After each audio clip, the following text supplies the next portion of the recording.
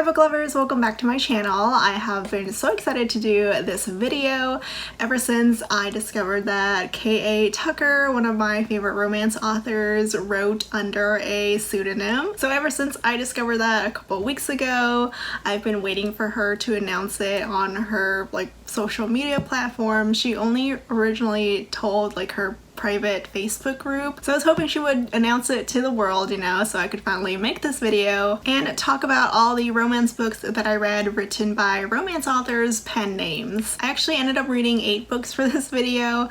I originally wanted to read 4 authors. I wanted to read K.A. Tucker, J.R. Ward, Megan Erickson, and Milla Vane, and I did read at least 1 book from each author, but then I ended up reading 4 more books from K.A. Tucker's pseudonym, which is Nina West. She writes erotic romances, and these books are hot and pretty much nothing like her K.A. Tucker books. If you didn't know, K.A. Tucker writes The Simple Wild. She has the 10 Tiny Breaths series, a couple of standalone thrillers, and also the Burying Water series. I love her. The Simple Wild is one of my all-time favorite books ever, but the books that she writes under K.A. Tucker are either, romantic suspense thrillers or, sweet, wholesome contemporary romances. I would absolutely not call them erotic or erotic romances, but the books that she writes under Nina West are definitely erotic romances. They are very steamy, they have a very indie feel to them, and I ended up really enjoying her books. I read and finished the Wolf Hotel series, which is 4 books,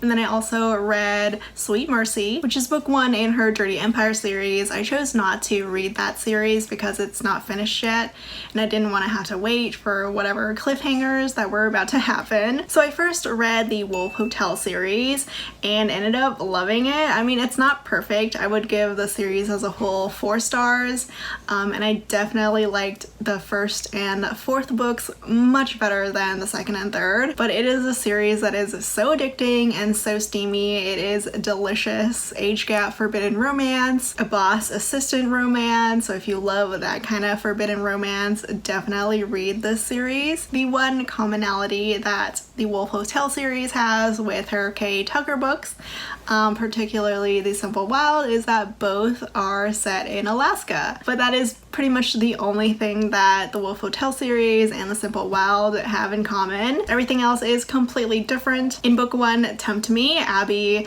our heroine, catches her boyfriend, her longtime boyfriend and fiance, cheating on her, so she pretty much finds a job and runs away to Alaska, working for the prestigious Wolf Hotel, which is owned by gorgeous billionaire Henry Wolf. Abby is like your pure virginal white girl from Midwest USA. She ends up catching the eye of the mysterious workaholic Henry, who is everything opposite of what Abby stands for, but it's through Henry that Abby broadens her horizons beyond the small farm that she grew up in, the religious family that she came from, and explores more of the world and more especially of her own sexuality and her dreams. This first book, Tempt Me, was a fantastic start to the series. I really enjoyed it. I gave it 4 stars. It does end on a slight cliffhanger, but I mean, the whole series is out anyway, so you can binge them all, which is exactly what I did. This first book is definitely the tamer of all 4 books,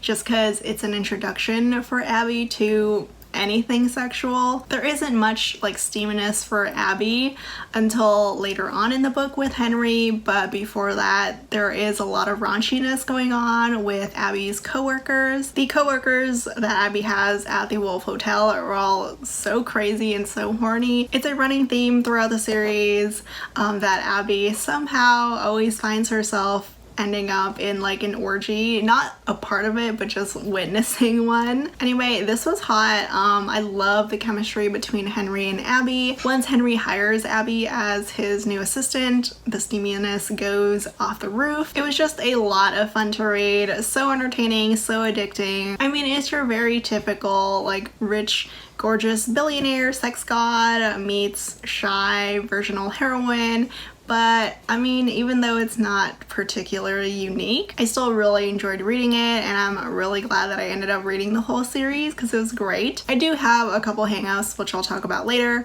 but for book 2, which is Break Me, this one I only gave 3 stars. I did not love it as much as the first book.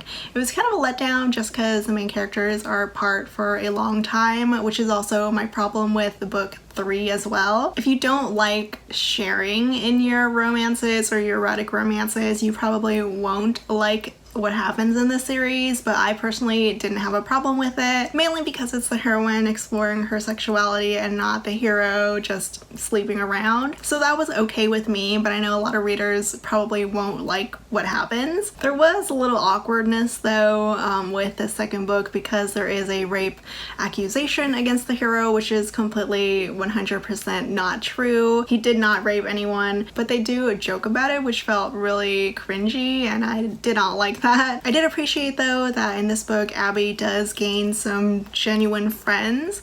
I was hoping that she would like be a part of this girl group from book 1 with her roommates, but that kind of became a mess.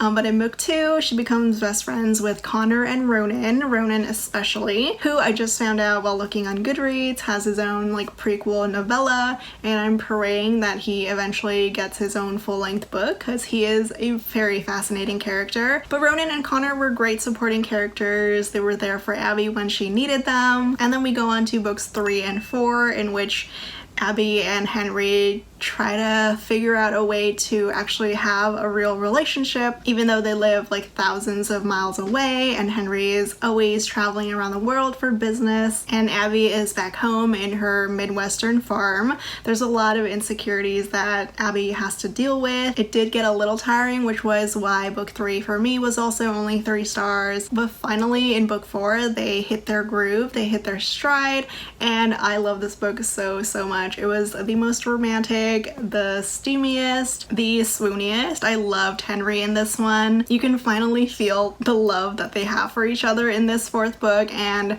I would say this last book was my favorite of the series. It was a fantastic ending to the Wolf Hotel series. I'm probably gonna give it like 4.5 stars. It was definitely a worthwhile series to read. Some things that did bother me. I will say though, some things that bothered me were how everyone was literally obsessed with Abby and her 36D boobs. She has gigantic boobs that everyone is in love with, and they are talked about constantly, and everything is exotic to Abby.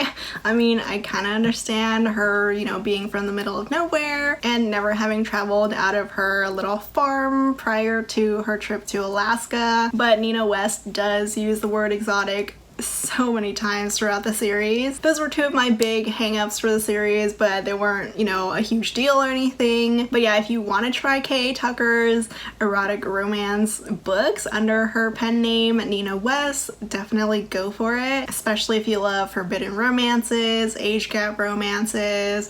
The series is great. Just keep in mind that anything goes for this erotic romance series. And then after I finished all 4 books, I ended up reading the first book in her other series, Sweet Mercy. This book and the series is the one that K.A. Tucker was heavily promoting on her like social media channels. I'm not sure why she didn't also promote the Wolf Hotel series, but I did end up reading Sweet Mercy and I liked it, but not quite as much as Tempt Me from Wolf Hotel. I'd give this first book 3.5 stars. It just felt a little too short.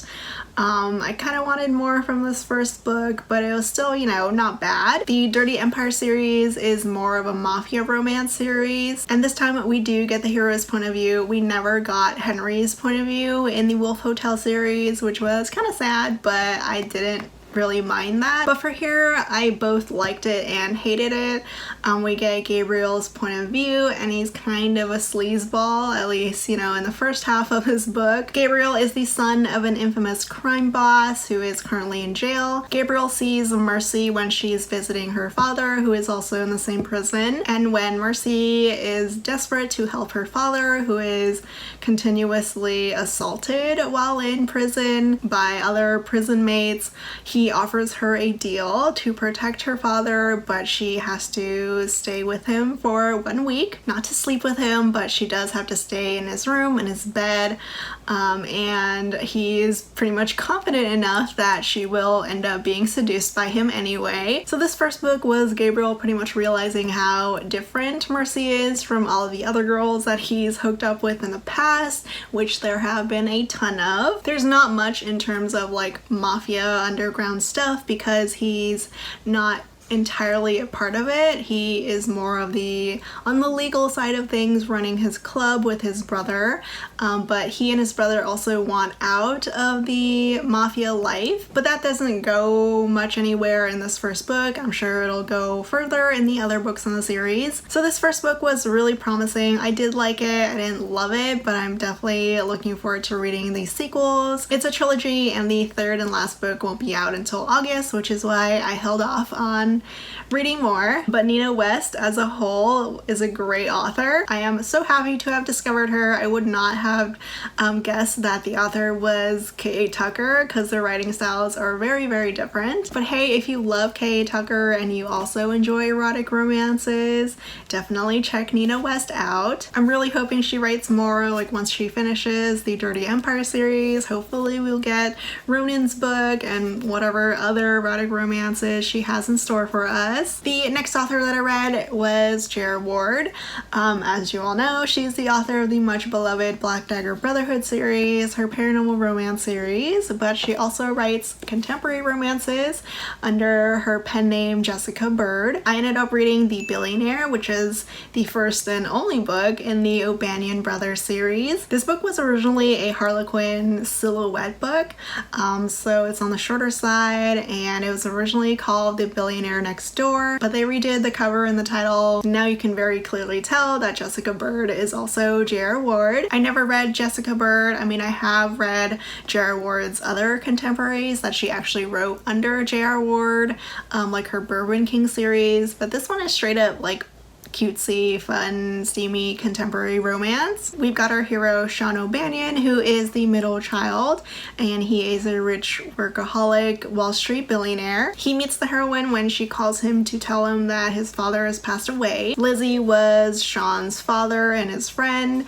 but she never knew that Sean's father was an alcoholic and abusive to his 3 sons, which is why Sean has a hard time dealing with going back to his childhood home to clean it out. He and Lizzie end up falling for each other, but Sean is very, closed off because of what he went through as a kid. I like this one. I'd give it 3.5 stars. There's a little bit of angst towards the end that I really enjoyed. I really like the mention of Butch in this book.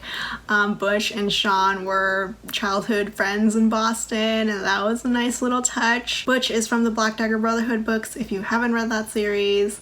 But yeah, I like that little crossover. The writing, you can definitely tell it's J.R. Ward. It's not as over the top as it is for when she writes BDB, but she still writes like her classic alpha heroes who go after what they want, and very strong heroines. I am really sad though that she never finished the series. She originally released this in 2007, so I highly doubt that she'll write books for the other 2 brothers, but I really want them because they sounded so interesting. One is a famous football player, and the other one is in the military who kind of does covert operation stuff, but he was the oldest and the most mysterious, and I really, really want his story, but probably won't be happening. I actually just checked Goodreads, and it looks like The Billionaire was the last book that J.R. Ward ever wrote under Jessica Bird, so that's disappointing. She does have a bunch of other Harlequin category romances though, so I probably might end up reading those. Next up, I read an alien romance. This one was written by Megan Erickson's pen name. I have read Megan Erickson and I really enjoy her books. She has this hacker series, a mechanic series, and also a gamer series. I've only ever read her contemporary stuff. She does write paranormal romance, romance under Megan Erickson, but I haven't read those. But if you didn't know, she released some alien romances under the name Milla Vane. The first book and the one that I read was The Alien's Ransom. I like this one. It was a good start to the series. It's hard not to compare any alien romance to Ruby Dixon, of course, but I would say this book still stands on its own. We've got your blue-skinned, horned, tailed alien heroes, but this time they are part of a motorcycle club. That was the main thing that hooked me. I was really excited to read about an alien MC romance. I wouldn't say though that the book was heavy on the motorcycle club, but there was a brotherhood and they do all ride on like floating bikes. The heroine and a couple of other human women from Earth get abducted to this new planet. It is a fated mates romance between Frankie and Daz. They are on the run from the people who have abducted Frankie and the other woman. So it's pretty adventurous, lots of action, lots of fun. I would have liked if the world were fleshed out a little bit more, but I mean, thanks to Ruby Dixon, I love giant blue aliens now, so I'm glad I ended up reading Milla Vane. And the last author that I read is actually an original name to a pen name that she's currently using, which is Milla Vane. Milla Vane is Milla Jean Brooks' new pen name, and she released A Heart of Blood and Ashes last year, and I loved this fantasy romance so much. But years ago, I actually read Milla Jean Brooks back when steampunk was super popular and I was into it. I read 2 books in her Iron Sea series. The first book I loved, The Iron Duke, but for this video I decided to read book 3, Riveted. I ended up listening to the audiobook, which probably did not help because I did not love it very much. I always struggle with listening to anything that's not contemporary or historical, like fantasy and paranormal stuff, especially when there's all these different kinds of worlds and names and whatever terms that they use. They just go over my head when I try to listen to them. So this book was only like 2.5 stars for me. I just could not for the life of me get into it. If I read it, I probably would have enjoyed it more, but I just didn't really have the time for it. It was very slow moving in the beginning as well, but it does pick up lots of action later on. It's a fantasy romance with steampunk, so our hero is kind of part robot. He wants to go to Iceland, which is his mother's homeland, so he can bury her ashes there. Annika herself is an Iceland descendant and she wants to find her lost sister. Annika and David have a very slow moving romance. I didn't really connect with their characters very well, but I did like the world building. I kind of missed it. I remember how much I loved steampunk romance, well, steampunk in general back in the day. Milla Jean Brooks' writing is great. I loved there's a secret society in this book, basically a woman loving woman. There's a lot of like particular things to like, but as a whole I just could not get into the story, which makes me sad because I loved The Iron Duke so much. But then again, book 2 wasn't all that great for me either. I gave that one 3 stars, so I'm still glad I read it though, and I'm very glad that Milla Jean Brooks is now Milla Vane because I love this barbarian fantasy romance. I've got an arc of book 2 that I'm really excited about, and apparently the hero is very cinnamon rolly like, so I'll be reading that one soon. I really enjoyed doing this video, reading all of these books. I don't know if I mentioned earlier, but it was literally inspired by K.A. Tucker when she announced that she was Nina West. I've got a list of a bunch of other authors and their pen names that I would love to make videos for, but if you know any romance authors and their pen names, or if you've read any of them, let me know how they are, let me know who they are so I can add them to my list so I can do for a future video. Again, I had a lot of fun doing this. It was nice reading books that were very different from what I'm used to from these authors, especially K.A. Tucker and J.R. Ward. As always, links are in the description below. I hope you enjoyed this video and I'll see you all next time. Bye!